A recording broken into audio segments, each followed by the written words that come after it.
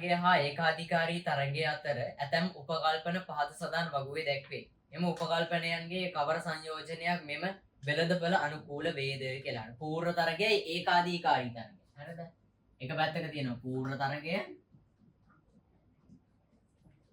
අනිත් පැත්තේ තියෙනවා ඒකාධිකාරී තරගය. ඒකාධිකාරී තරගය.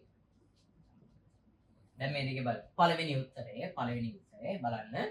නිෂ්පාදිතය සමජාතීයයිලු ජාතීය ඒ හරිනි පූර්ණ තරගකාරී වෙළඳපළකින් ආයතන නිපදවන්නේ සමජාතීය භාණ්ඩය. හරි ඒක හරි. ඒ පැත්ත අපි ඉස්සර බලාගෙන. දෙවෙනි එකේ කියනවා නිෂ්පාදිතේ ප්‍රභේදණය වෙලා නෑනේ සමජාතීය භාණ්ඩ තමයි හදන්නේ. එහෙනම් දෙවෙනි උත්තරේ කපන්න පුළුවන්. තුන්වෙනි එකට ගිහලා බලමු. විකුණුම් කරොම් විශාල ප්‍රමාණයක් ඉන්නවලු. ඇත්ත. පූර්ණ තරගයේ කියන එකේ ආයතන විශාල සංඛ්‍යාවක් ඉන්නවා. විකුණුම් කරොම් විශාල ප්‍රමාණයක් ඉන්නවා. හරි. හතරවෙනි එකට ගිහලා බලමු. ප්‍රවේශයට හා පිටුවමකට බාධක තිබීම. නෑනේ ළමයි. පූර්ණ තරගයේ නම් අබාධ ප්‍රවේශයක් පිටුවමක් තියෙනවා. ඒ නිසා හතරවෙනි එකත් වැරදි. පස්වෙනි එකට යන්න.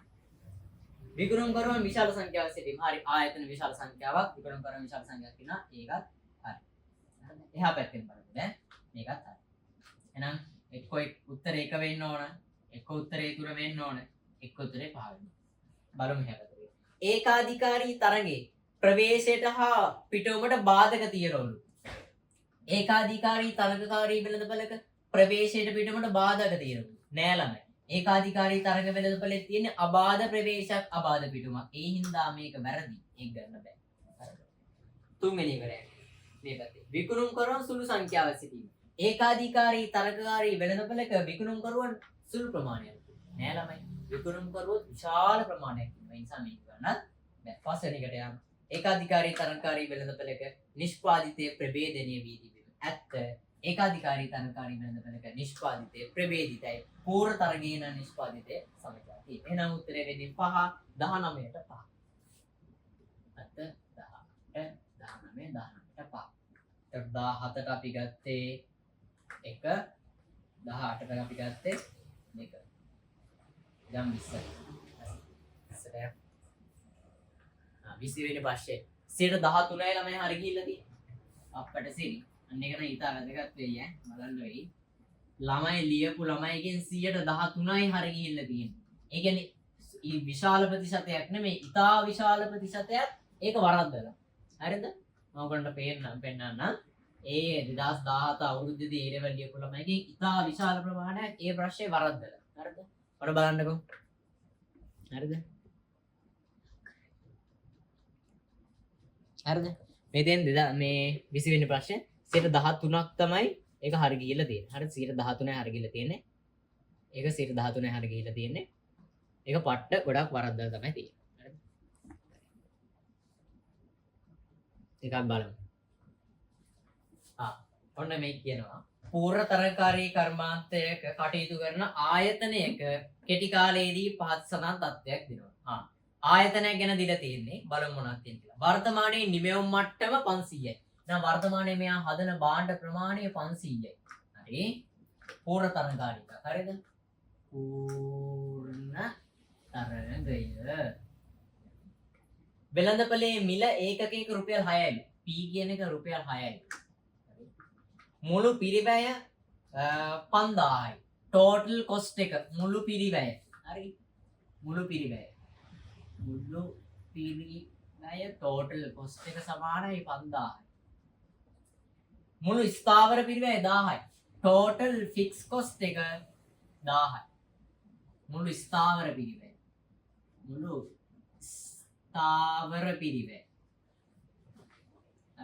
ස්ථාවර පිරිවැය. ඒ වගේම ආන්තික පිරිවැය රුපියල් 6යිලු. MC කියන එක රුපියල් 6යි. හරි. ලාභ උපරිමණය කිරීමේ අරමුණෙන් කටයුතු කරන මෙම ආයතනය මොකක්ද කරන්න ඕන කියලා තමයි අහන්නේ. මේ පිරිවැය පාඩමේ MCQ ළමයිට අමාරුයි. හරිද? ඒ නිසා බලා ගන්න හරියටම කොහොමද මේක කරන්න කියලා. හරිද?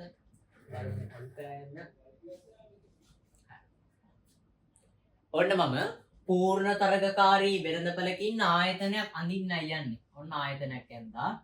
හරිද? ඔන්න ආයතනය. මේ පැත්තට අපි දාමු නිමෙවුම් ප්‍රමාණය Q. මේ පැත්තට අපි දාන්න පුළුවන් මේ ඔක්කොම ටික. හරිද? MC දාන්න පුළුවන්, භාණ්ඩේ මිල දාන්නත් පුළුවන්. ඊට පස්සේ A BC දාන්න පුළුවන් AFC දාන්න පුළුවන් AC දාන්න පුළුවන් ඕන ටිකක් දාගන්න පුළුවන්. හරි. දැන් ඔන්න බලන්න මම මුලින්ම දෙන එක. ඔයත් මේ පිළිවෙලටම කරන්න ඕන. මම මුලින්ම දින්නේ පූර්ණ තරංගකාරී වෙළඳපළක ඉන්න එක ආයතනයක් මුහුණ දෙන ඉල්ලුම් වක්‍රය D කියන එක. D කියලා දාන්නත් පුළුවන්. එයාට තව කියන්න පුළුවන් නම් තියෙනවනේ. එක්ක D කියලා දාන්න, නැත්නම් P කියලා දාන්න, නැත්නම් AR කියලා දාන්න, එහෙම නැත්නම් MR කියලා දාන්න. ඔය ඕන එකක් දාන්න. ඒක ඇඳලා ඒක තමයි පළවෙනි පේන. දෙවෙනියට අඳින්නේ මම MC කියන වක්‍රය. MC කියන වක්‍රය අඳින්නේ ආන්තික පිරිවැය කියන එක මෙයා. එයා අඳින්නේ හරි ලකුණක් වගේ. ඔන්නේ. හරි.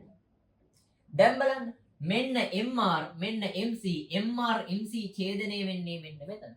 එහෙනම් පූර්ණ තරංකාරී වෙළඳපළක ඉන්න ආයතනයක් හදනව නම් බාණ්ඩ හදන්න පුළුවන් හොඳම ප්‍රමාණය තමයි මෙන්න මෙතන තීරණය වන ප්‍රමාණය.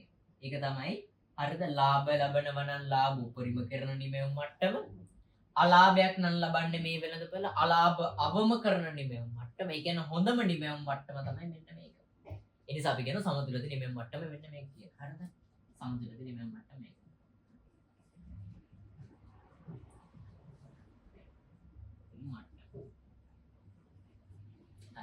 දැන් බලන්න. හරි. මොනවද මේ කියලා තියෙන්නේ කියලා. හරි. ඒක තමයි කියලා තියෙන්නේ. දැන් අපි දාගමු ඔය ටික. මේ භාණ්ඩේ මිල කීයද? රුපියල් 6යි. එහෙනම් භාණ්ඩේ මිල රුපියල් 6යි. භාණ්ඩ කීයක් හදනවද? 500ක් හදනවා. එහෙනම් ඔන්න භාණ්ඩ 500ක් හදනවා. මේ දෙක ඡේදනය වෙන තැන තමයි භාණ්ඩ ප්‍රමාණය. හරිද? ඊට පස්සේ මේ භාණ්ඩේ මිල. ඒ කියන්නේ මෙයා P කිව්වත් එකයි මට MR කිව්වත් එකයි. මේ P කියන එකයි MR කියන එකයි සමානයි. හරිද? MR කියන එකයි MC කියන එකයි සමාන වෙලා නේ තියෙන්නේ. මෙන්න MR කියන එකයි MC කියන එකයි සමාන වෙලා තමයි. ඒ කියන්නේ මෙයා ඉන්න පුළුවන් හොඳම තැන තමයි මේ ඉන්නේ. හරිද? හරි. ඊටු ටික බලන්න. හරි. හරි. දැන් අපි මේ වක්‍ර ටික අද ගමු. TVC වක්‍රයවත් TC වක්‍රයවත් TVC වක්‍රයවත් ඒක මේක අඳින්න බෑ. අපිට අඳින්න පුළුවන් AC වක්‍රය. AVC වක්‍රය AFC වක්‍රය නම් ඕන අඳින්න පුළුවන්. හරිද? අපි මේව ගමුකෝ. මුළු පිරිවැය මේ භාණ්ඩය හදන්න ගිහලා දින 5000. මුළු පිරිවැය හැදෙන්නේ කෑලි දෙකකින්. මුළු ස්ථාවර පිරිවැය හා මුළු විචල්්‍ය පිරිවැය. total variable cost. total fixed cost. මෙතන කියනවා total fixed cost එක 1000යි. ඒ කියන්නේ මුළු ස්ථාවර පිරිවැය නම් 1000යි. මුළු පිරිවැය 5000යි. ඒකෙන් 1000ක්ම තියෙන ස්ථාවර පිරිවැය. එහෙනම් විචල්්‍ය පිරිවැය දෙන්න 4000යි. හරිද? හරි. ඊට පස්සේ අපි බලමු එක භාණ්ඩයක් හදන්න යන විචල්්‍ය පිරිවැය කොච්චරද කියලා. හරිද? ඒ කියන්නේ average variable cost ඒකකයක විචල්්‍ය පිරිවැය. ඒකකයක විචල්්‍ය පිරිවැය හදන්නේ මුළු විචල්්‍ය පිරිවැය total variable cost එක බෙදන්න ඕන අපි හදන නිමෙව් ප්‍රමාණය. කිව්වේ. එතකොට එනවා එකක් හදන්න ගියපු variable cost එක. එහෙනම් total variable cost එක 4000යි. භාණ්ඩ හදන්න අපි ඒකක 500යි. 4500න් බෙදලා බලමු බින්දු දෙකට බින්දු දෙක කැපුවා 45න් බෙදුවා කීයද? 8යි නේ. 8යි. හරිද? හරි. 8 රක්කා 40. හරි. එහෙනම් ABC එනවා 8ක්. ඔන්න මෙතන 6 8 තියෙන්නේ මෙන්න මේ හරිය. හරිද? 8 තියෙන්නේ මේ හරිය. මම නිකන් කඩේ දෙන්න. ඔන්න ඔය හරියට 8 තියෙන්නේ. හරිද? එහෙනම් ABC වක්‍රය යන්නේ 8න්. එහෙනම් බලමු. හරිද? මෙහෙම එකක් තියෙනවා. එහෙනම් ගමු. හරි. ඔන්න මම ABC වක්‍රය අදින්න. හරිද? ඔන්න ABC වක්‍රය මෙහෙම. ඔන්න දැන් අපි හදන භාණ්ඩ ප්‍රමාණය 500යි. ඒ 500න් එකක් හදන්න යන විචල්්‍ය පිරිවැය කීයද? 8යි. එකක් විකුණලා ගන්න පුළුවන් ආදායම කීයද? නැත්නම් මිල කීයද? රුපියල් 6යි. දැන් බලන්නකො වෙලා තියෙන එක. එක භාණ්ඩයක් හදන්න මට යන විචල්්‍ය පිරිවැය 8යි. හැබැයි එකක් විකුණලා මට ගන්න පුළුවන් ආදායම 6යි. ඒ කියන්නේ එකක් විකුණන මිලෙන් ඒ භාණ්ඩේ විචල්්‍ය පිරිවැයවත් මට කවර් කරගන්න බෑ. හරිද? භාණ්ඩයේ මිලෙන් ඒ භාණ්ඩේ විචල්්‍ය පිරිවැයවත් කවර් කරගන්න බෑ කියලා කියන්නේ මේ ආයතනයේ තියෙන එක නෙවෙයි හොඳ මේක බහලා දාන එක. හරිද? ළමයි එකක මිලෙන් ඒ සඳහා යන මුළු පිරිවැය ආවරණය කරගන්න බැරි වුණාට ප්‍රශ්නයක් නැහැ. හරිද? බලන්න හොඳට මම කියන ගන්න. එකක් විකුණලා ගන්න මිලෙන් ඒ භාණ්ඩය හදන්න යන මුළු පිරිවැය ආවරණය කරගන්න බැරි වුණාට ප්‍රශ්නයක් නැහැ. හැබැයි එකක් විකුණලා ගන්න මිලෙන් ඒ භාණ්ඩය හදන්න යන විචල්්‍ය පිරිබෑ නේ ABC එක විචල්්‍ය පිරිබෑ කව කරගන්න බෑ කියලා කියන්නේ හොඳ තත්ත්වයක් නෙමෙයි ළමයි ඒ කියන්නේ ඒක වසා දමන්න ඕන තත්ත්වයක් තමයි මේක මොකද එකක විකුණලා හම්බෙන මිලෙන් විචල්්‍ය පිරිබෑවත් කව කරගන්න බෑ ඒ නිසා මේ ආයතනේ වසා දැමීම තමයි කරන්න ඕනේ හරිද එහෙනම් මොකක්ද අපිට තියෙන උත්තරේ කියලා බලමු පළවෙනි උත්තරේ නිමෙම් ප්‍රමාණය අඩු කොට නෑ අඩු කරන්න නෙවෙයි වහලම දාන්න අලෙවි මිල ඉහළ දාන්න ඕන බෑනේ පූර්ණ තරංගයේ ඉන්න හින්දා අපිට මිල ඉහළ දාන්න බෑ මිල ගණුවෙක් අපි හරිද නිමෙම් ප්‍රමාණය නොවෙනස්ව තබා ගත යුතුයි නෑනේ නිමෙම් ප්‍රමාණය ශූන්‍ය දක්වා අඩු කරලා මේක වහලා දාන්න ඊළඟ එක හතරවෙනි නිමෙම් ප්‍රමාණය ශූන්‍ය දක්වා අඩු කර යුතුයි ඇත්ත මොකද එකක් විකුණලා ගන්න ආදායමෙන් ඒ ඒකකය හදන්න යන විචල්්‍ය පිළිවෙල කවර් කරගන්න බෑ එහෙනම් මේ ආයතනේ වසා දැමීම තමයි කළ යුත්තේ හරිද නිමෙම් ප්‍රමාණය ශූන්‍ය දක්වා ගේන්න ඕනේ එහෙනම් 20 වෙනි එකට උත්තරය අංක 4 අපි යමු 21ට හරිද මේ ප්‍රශ්නේ ගහලා තියෙන්නේ ඉතාමත් සුළු පිරිසක් හරිද 10%ක්ද කොහෙද ගහලා තියෙන්නේ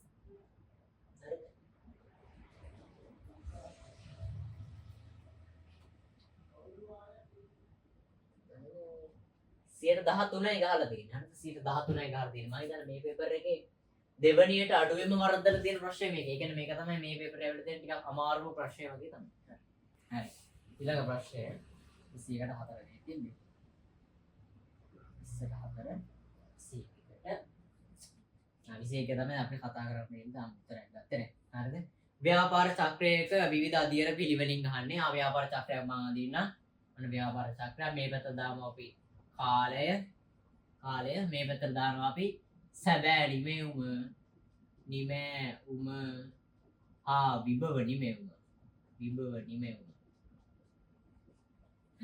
මෙන්න මෙහෙම තමයි විභව නිමෙවුම යන්නේ විභව නිමෙවුම ඒ විභව නිමෙවුම මත තමයි අපේ ව්‍යාපාර චක්‍රය යන්නේ නේ මොන තමයි ව්‍යාපාර චක්‍රය මේක තමයි සැබෑ නිමෙවුම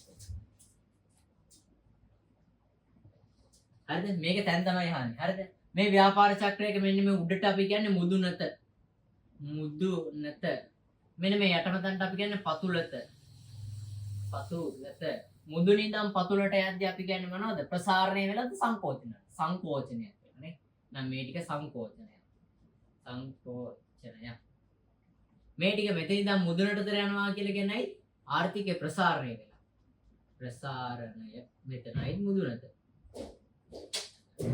බලන්න මේකේ මුලින්ම තියෙන සංකෝචනයලු හරි අපි ගමුකෝ සංකෝචනය ඊළඟට ප්‍රසාරණය නෑ සංකෝචනය ප්‍රසාරණය වෙන්න කලින් පතුලට දෙන්න ඕනේ ඒ නිසා පළවෙනි එක ගන්න බෑ දෙවෙනි එක ගැන හිතමු හරිද සංකෝචනය වෙනවලු ඊළඟට මුදුනතු නෑ සංකෝචනය වෙලා පතුලට ඇවිල්ලා ප්‍රසාරණය වෙලා මුදුනට යන්නේ හරිද දැන් දෙක ගන්නත් බෑ තුන්වෙනි එකට අවධානය දෙමු තුන්වෙනි එක හරිද සංකෝචනය වෙනවලු හරි පතුලට යනවලු හරි ඊළඟට මුදුනට යනවලු බෑනි ප්‍රසාරණය වෙලා තමයි මුදුනට යන්නේ තුනක් බෑ හතරට එමු බලන්න හතර සංකෝචනය වෙනවලු හරි පතුල තියනවලු හරි ප්‍රසාරණය වෙනවලු හරි ඊළඟට මුදුනට යනවලු හරිනේ ඔන්න අනුපිළිවෙලට දීලා තියෙන්නේ 4 වෙනි එහෙනම් 21ට උත්තරේ 4 තාලේසි ප්‍රශ්නය හරිද ඊළඟට අපි යනවා 22ට 22ට යමු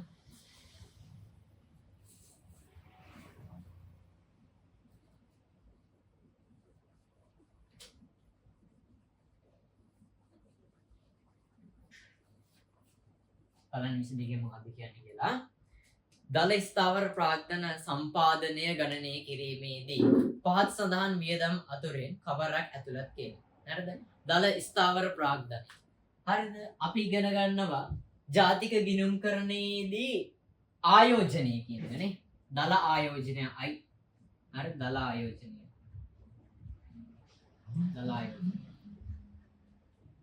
දල ආයෝජනය හැදෙන්නේ කෑලි 3කකින්. එක්කෙනෙක් තමයි මෙන්න මේ අපි දැන් කතා කරන ස්ථාවර ප්‍රාග්ධන සම්පාදනය දෙවැනි එක්කෙනා තමයි තොග වෙනස් වීම තුන්වෙනි එක්කෙනා තමයි වටිනා දෑවල වෙනස් වීම ඔය තුන් දෙනා තමයි තියෙන්නේ ඒකිනුත් දැන් මේ අහන්නේ එක්කෙනෙක් ගැන ස්ථාවර ප්‍රාග්ධන සම්පාදනය ගැන තමයි යන්නේ. අර ජාතික ගිණුම් කරන්නට ඇතුළත් වෙන ස්ථාවර ප්‍රාග්ධනයක් වෙන්න ඕනේ. ඒක නිෂ්පාදන ක්‍රියාවලියක් තුළ දිගු කාලයක් ස්ථාවරව තියෙන ප්‍රාග්ධනයක් වෙන්න ඕනේ. හරිද? ක්ෂය වීමෙන් අවසන් වෙන දිගු කාලයක් තියෙන ප්‍රාග්ධනයක් වෙන්න ඕනේ. ඒ කියන්නේ අපි ඔන්න සක්කේකට ඉදන්නක අලුතින් බිල්ඩින් එකක් හදනවා. ඒක මොකටද දෙන්නේ? ස්ථාවර ප්‍රාග්ධනය. මොකද දිගු කාලයක් තියෙනවා. කාලාන්තරයක් තියෙන ක්ෂය වේලා අවසන් වෙන ස්ථාවර ප්‍රාග්ධනය. හරිද? මොකක් හරි කර්මාන්ත ශාලාවකට නව යන්ත්‍ර සූත්‍රයක් ගිය වී කොටන කර්මාන්ත ශාලාවකට වී කොටන මැෂින් එකක් ගිය ස්ථාවර ප්‍රාග්ධන සම්පාදනය නේ. අන්න ඒ වගේ තමයි ස්ථාවර ප්‍රාග්ධන සම්පාදනය. හරිද? හරි බලමු මෙතෙන් මොකක්ද වෙන්නේ. අතුලත් වෙන්නේ මොකක්ද? අපි යට ඉඳන් උඩරින් බලමු පස්වෙනි එක. හෙක්ටයාර 5ක් වූ බීම් කොටසක බඩිරුක වගා කරන මුදල් වියදම් කිරීම. ඉඩමක් ගත්ත එකක් ගැන නෙමෙයි කතා කරන්නේ මුදල් වියදම් කිරීම. හරිද? ඔන්න මගේ ගාව ඉඩමක් තියෙනවා. මම අපේ ගෙදර හැපැත්තේ ඉන්නේ වැඩ කරන මිනිස්සුන්ට දෙනවා මිලියන 5ක් මේකේ මේ මුදල් ටිකක් දෙනවා මෙන්න මේක බඩිරුක දාන්න කියලා. ඒ මිනිස්සුන්ට මුදල් දුන්න කියලා කියන්නේ ස්ථාවර ප්‍රාග්ධනයක් මිලදී ගත්තා වගේ එකක්. අලුතෙන් ගොඩ නැගිල්ල හරිද? අවතෙන් වාහනයක් එහෙම නැත්නම් අලුතෙන් මොනවාද මේ කර්මාන්ත ශාලාවකට වාහනයක් එහෙම නැත්නම් අලුතෙන් යන්ත්‍ර සූත්‍රයක් මිලදී ගත්තා වගේ දෙයක් නෑ. මුදල් වියදම් කිරීම තමයි එතන. ඒක හරියන්නේ. හතරවෙනි එකට යන්න. කොටස් අලෙවි කිරීම වෙනුවෙන් කොටස් තරම් කරවන්න කොමිස් ගාස්තුවේ. ගාස්තුවගේ මුදල් ප්‍රමාණයක් ගෙවුවා කියලා කියන්නේ ඒක ස්ථාවර ප්‍රාග්ධනයක් මිලදී ගැනීමක් නෙවෙයි. ඊළඟ එක නිෂ්පාදන සමාගමෙන් කොටස් 1000ක් මිලදී ගැනීම. කොටස් කියලා කියන්නේ නිකන්නේ මුදල්මය අයිටමයක් ළමයි. ඒක ප්‍රාග්ධනය කියන එකට අනිවාර්යෙන් මේ ආයෝජනය කරන ප්‍රාග්ධන ස්ථාවර ප්‍රාග්ධනය නෙමෙයි. ප්‍රාග්ධනය කියන එකට මූල්‍ය දේවල් එනවද? නෑ. ප්‍රාග්ධනය කියන්නේ මූර්ත සංකල්පයක්. මූල්‍ය නෙවෙයි. දෙවෙනි එක බලන්න. සුඛෝපභෝගී අලුත් මෝටර රථයක් මිලදී ගැනීම. ඒක තමයි සුඛෝපභෝගී එකක් නේ අරගෙන තියෙන්නේ. දැන් මොන කර්මාන්ත ශාලාවේ වැඩ කටයුතු කරගෙන යන්න නිෂ්පාදන ක්‍රියාවලියට උදව් වෙන මොකක් හරි ලොරියක් වගේ දෙයක් ගත්තා නම් ස්ථාවර ප්‍රාග්ධන සම්පාදනයක් තමයි. හරිද? හැබැයි ඒ කර්මාන්ත ශාලාවට ගත්තා. හැබැයි කර්මාන්ත ශාලාවේ අයිතිකාරයා දැන් හිතන්නකෝ ඩඩ්ලි එයාගේ අරලිය සහල් ව්‍යාපාරය සඳහා මොකක් හරි ලොරියක් ගන්න. ඒක මොකටද වෙන්නේ? ඒක ස්ථාවර ප්‍රාග්ධන සම්පාදනයට වැටෙනවා. හරි. හැබැයි ඩඩ්ලි එයාගේ ප්‍රයෝජනය සඳහා ගෙදර පරිභෝජනය සඳහා ප්‍රයෝජනයට ගන්න රෝල්ස් රොයිස් එකක් ගත්තදී ඒක වාහනයක් ගත්තට එයා ඒක ගන්නේ ගෙදර පාවිච්චි. සුඛෝපභෝගී මෝටර රථ ඇත්තම අරගෙන තියෙන්නේ. මේ මෙතනින් කියන්නේ දැන් අපි නිෂ්පාදන කටයුතු වලට සුඛෝපභෝගී මෝටර රථ භාවිත කරන්නේ නැහැ. සුඛෝපභෝගී මෝටර රථ භාවිත කරන්නේ පරිභෝජනයට නේ. අපි පරිභෝජන කරනවා. එහෙනම් ඒක ප්‍රාග්ධනයක් නෙමෙයි ඒක පරිභෝජන කටයුතු. පළවෙනි එක අලුතින් ඉදි කරන ලද නිවසක් විලදී ගැනීම. ඒක හරියම. ඒක ඇත්තටම අපි පරිභෝජන කටයුතු වලට යොදාගත්ත නිවසක් කියන එක අපි ස්ථාවර ප්‍රාග්ධන සම්පාදනය තමයි වැටෙන්නේ. හරිද? එහෙම ඒවා දෙකක් තියෙනවා. අපි මේවට කියන්නේ කුටුම්බ ආයෝජන කියලා. හරිද? කුටුම්බ ආයෝජන කියලා. කියන්නේ ස්ථාවර ප්‍රාග්ධන සම්පාදනයට තමයි වැටෙන්නේ. මිනිස්සු සාමාන්‍යයෙන් මිලදී ගන්නේම පරිභෝජන කටයුතු වලට නියොදාගන්නේ. මිනිහෙක් වාහනයක් ගත්තා පරිභෝජන කටයුතු. මිනිහෙක් ගෙදරට ටීවී එකක් ගෙනත් පරිභෝජන කටයුතු. හැබැයි මිනිහෙක් අලුතෙන් නිවාසයක් මිලදී ගැනීම. දැන් නිවාස මිලට ගැනීම. එහෙම නැත්නම් අලුත් නිවාසයක් නිවාස මිලදී ගැනීම. මිලට ගැනීම. ඒ කියන්නේ අලුතෙන්ම හදලා කවුරුවත් මෙච්චර කල් පාවිච්චි කරපු නැති නිවාසයක් අලුතෙන්ම හදපු එකක් ගන්න. ඒ දෙකම වැටෙන්නේ ස්ථාවර ප්‍රාග්ධන සම්පාදනයේට. අපි සමාජකාරී මේව පරිභෝජන කටයුතු වලට තමයි යොදාගන්නේ. ඒත් අපි මේක ජාතික ගිණුම් කරණයට අනුව මේ දෙක විතරයි. හරිද? ස්ථාවර ප්‍රාග්ධන සම්පාදනය කියන එකට තමයි මේ දෙකම ඇතුළත් කරන්නේ. එහෙනම් ඔන්න ඒක හොඳට මතක තියාගන්න. මිනිස්සු මිලදී ගන්න අනිත් දේවල් ගොඩාක් පරිභෝජන කටයුතු වලට තමයි යොදාගන්නේ මිනිස්සු. ඒවා ස්ථාවර ප්‍රාග්ධන සම්පාදනයේ වැටෙන්නේ නැහැ. හැබැයි මිනිහෙක් පරිභෝජන කටයුත්තකට මිලදී ගත්තත් අලුත් නිවාසයක් මිලදී ගැනීමක් හරි අලුත් නිවාසයක් ඉදි කිරීම හරි ආ දෙකම මිලට ගැනීමනේ. අලුත් නිවාසයක් මිලට ගැනීම අලුත් නිවාස ඉදි කිරීම. ඉදි කිරීමක් හරි කරවදී ඒ දෙකම ස්ථාවර ප්‍රාග්ධන සම්පාදනයේ පරිභෝජන ස්ථාවර ප්‍රාග්ධන සම්පාදනයට වැටෙනවා. හරි. හරි. එහෙනම් 22ට උත්තරේ අංක 1. 22ට අංක 1. 23ට යන් අපි බලන්න. හරි.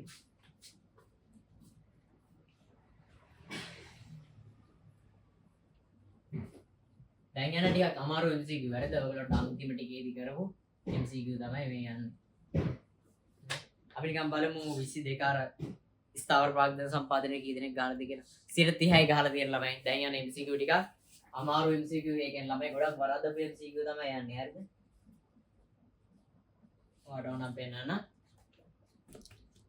21 වෙනි 22 වෙනි ප්‍රශ්නෙට ගහලා තියෙන ළමයි අඩු ප්‍රමාණයක්.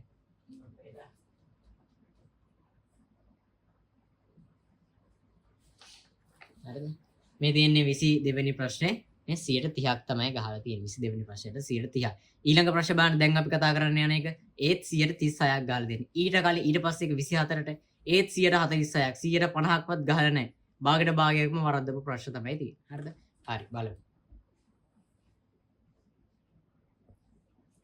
හරි.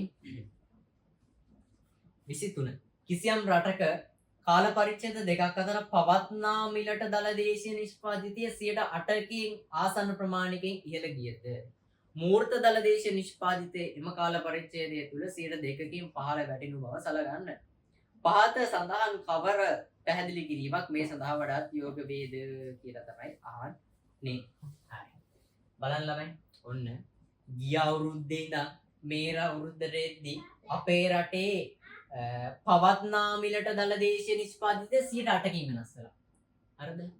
පවත්නා මිලට දල දේශීය නිෂ්පාදනය 8%ක තරම් ප්‍රමාණයකින් වැඩි වුණාලු. හරිද? හොඳට මතක තියාගන්න ළමයි. මේ පවත්නා මිලට එහෙම නැත්නම් නාමික මිලට නාමික නැත්නම් වර්තන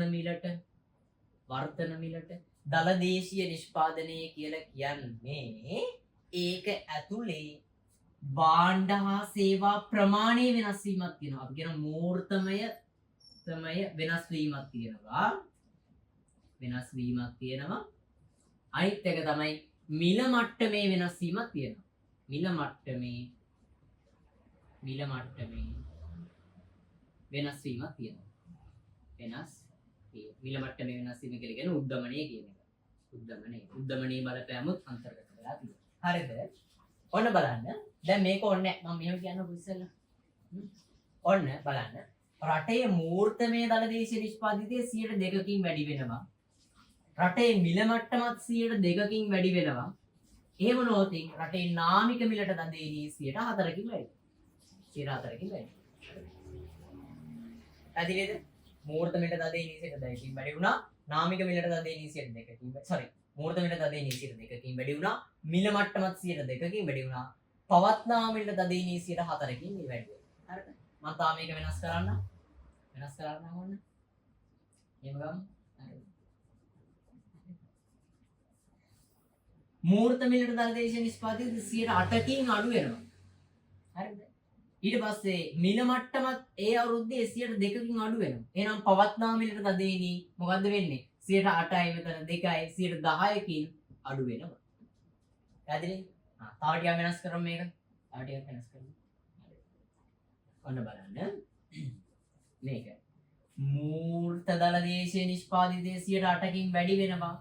හැබැයි අනිත් පැත්තට මිල මට්ටම 2%කින් අඩුයි වෙන්නේ. මෙයා වැඩි වෙද්දී මෙයා 2%ක් අඩු වෙනවා. එහෙනම් 8%කින් වැඩි වෙලා 2%ක් නැවතත් පහළට යනවා කියලා කියන්නේ මේ 8ට ගියා නැවතත් 2ක් පහළට ආවා. ඒ කියන්නේ කීයද? 6යි.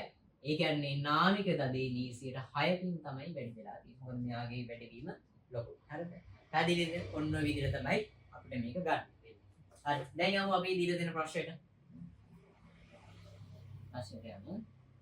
ප්‍රශ්න මොකක්ද කියලා තියෙන්නේ? නාමික මිලට දල දේශීය නිෂ්පාදිතය 8%කින් වැඩි වුණාලු. මෙන්න 8%කින් වැඩි වෙලා ඊට පස්සේ හරි ඉහළ කියනවාද මූර්ත දල දේශීය නිෂ්පාදිතය 2%කින් අඩු වෙලා. මෙයා 2%කින් අඩු වෙලාලු. එහෙනම් අපෙන් අහන්නේ මිල මට්ටමට මොකද කියලා. එහෙනම් ළමයි මෙයා 8%කින් වැඩි වෙලා. හැබැයි මෙයා 2% අඩු වෙලා. එහෙනම් මේ මිල මට්ටම 100 කීයක් වැඩි වෙන්න ඕනද? 100ට වැඩි වෙන්න ඕන 10ක්. මිල මට්ටම 100ට 10ක් වැඩි වෙනවා. මිල මට්ටම 10%කින් වැඩි වෙද්දී වර්තන මිලට දදේනී 10ක් වැඩි වෙනවා. මේ 10%කින් වැඩි වෙනවා. මෙහෙම වෙනවා.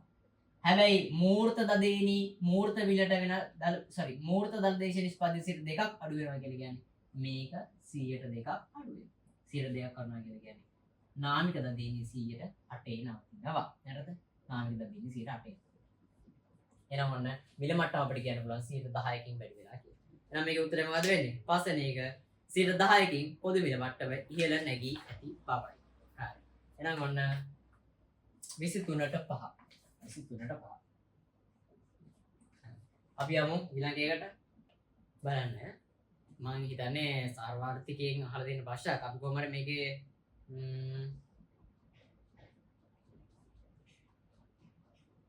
අපි මේක 25 වෙනි MCQ වෙනකන් කතා කරමු.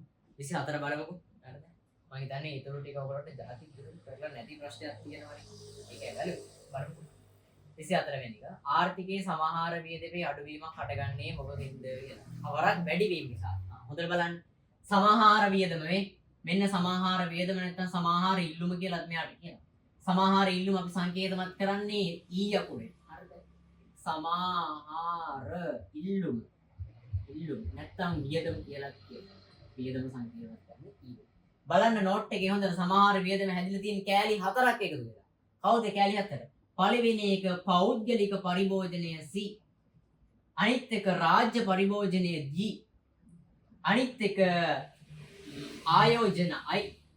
අනිත් එක ශුද්ධ අපනයන NX. net export NX. හරි. එහෙනම් මේක අහලා තියෙන්නේ බලන්නකො ඉස්සර මම මෙහෙම කියන්නකො. මෙන්න මේ සමාහාර වියදම වැඩි වෙන්නේ එක්ක මෙයා වැඩි වුණොත් එක්ක මෙයා වැඩි වුණොත් එක්ක මෙයා වැඩි වෙන්න ඕන එක්ක මෙයා වැඩි වෙන්න ඕ. හරිද? ඔය හතර දෙනාගෙන් එක්කෙනෙක් හරි වැඩි වෙනවද සමීකරණය හැපෙත් ඉන්න මෙයාත් වැඩි වෙන බව. එහෙනම් බලමු මෙන්න සමාහාර වියදම වැඩි වෙන්නේ කවුරු වෙනස් වීම නිසාද කියන්නේ. හරිද? බලන්න ප්‍රශ්නය චුට්ටක් හොඳට කියවන්න. හරිද? ආර්ථිකයේ සමහර වියදම අඩුවීමක් හට ගන්න පුළුවන් වෙන්නේ. හරි. සමහර වියදම වැඩිවීමක් නෙවෙයි අඩුවීමක් හටගන්නේ. හරි අඩුවීමක් හටගන්නේ පහත සඳහන් කවරක් වැඩිවීම නිසාද? කවරක් වැඩිවීම නිසාද? මම මෙයාව චුට්ටක් ප්‍රසාරණය කරගන්න. ශුද්ධ අපනයන කොහොමද හදාගන්නේ? ශුද්ධ අපනයන හදන්නේ එක්ස්පෝර්ට් වලින් අඩු කරන්න ඕනේ ඉම්පෝර්ට්. හරිද? දරන්න සූත්‍ර පොඩ ප්‍රසාරණය. හරි. දැන් බලන්න මෙයා අඩු වෙන්න නම් කවුද මෙතනින් වැඩි වෙන්න ඕන කියලා. හරිද? බලන්න මෙයා වැඩි වුණොත් මෙයා වැඩිවීමක් නෙමෙන්නේ. ඒ නිසා මෙයාව හරියට. මෙයා වැඩි වුණොත් මෙයාව වැඩිවීමක් නෙමෙන්නේ. ඒ නිසා හරියට. මෙයා වැඩි වුණොත් මෙයා වැඩිවීමක් නෙමෙන්නේ. ඒ නිසා හරියන්නේ. එක්ස්පෝර්ට් කියන එක වැඩි වුණොත් මෙයා වැඩිවීමක් නෙමෙන්නේ. ඒ නිසා මේක හරියන්නේ. හැබැයි M කියන ඉම්පෝර්ට් එකට ඉස්සරහින් තියෙන මොන ලකුණක්ද? ඍණ ලකුණක් තියෙන ළඟ. අනිත් හැමෝගෙම තියෙන දන්න ලකුණ. ඒ නිසා මෙයාගේ තියෙන ඍණ ලකුණ. ඒ නිසා මෙයා වැඩි වුණොත් මෙයා වැඩි නෙවෙයි වෙන්නේ මෙයා අඩුයි වෙන්නේ. හරිද? මෙයා අඩු වෙන්නේ. එහෙනම් සමාහාර වියදම අඩු වෙන්න අනිවාර්යයෙන්ම මෙන්න මෙයා වැඩි වීම බලපාන බව. හරිද? බලමු මේකේ ඒක ගන්න පුළුවන්ද කියලා. හරිද? පරිභෝජන වියදම වැඩි වුණොත් මෙයා වැඩි වීමක් නෙමෙයි ගන්න බෑ. දෙවෙනි උත්තරේ ආණ්ඩුවේ මිලදී ගැනීම G කියන එක. එයා වැඩි වුණොත් මෙයා වැඩි වීමක් වෙන්නේ. හරියන්නේ නැහැ. ඊළඟ එක ආනයන වියදම වැඩි වුණොත් මේ ඉම්පෝර්ට් සඳහා යන වියදම වැඩි වුණොත් මෙයා අඩු වෙන බාලු. හරි ළඟයි. මොකද මෙයා සහ මෙයා අතර තියෙන ප්‍රතිලෝම සම්බන්ධය. ඇයි මම එහෙම කියන්නේ? මෙයාගේ ඉස්සරහින් ඍණ ලකුණක් තියෙන්නේ. ඒ නිසා මෙයා වැඩි වුණොත් මෙයා අඩු වෙනවා මේ දෙන්න අතර ප්‍රතිලෝම සම්බන්ධය. එහෙනම් උත්තරේ අංක 3 තමයි අපිට ගන්න. 24ට 3. හරිද? ඊළඟ එක බලමු.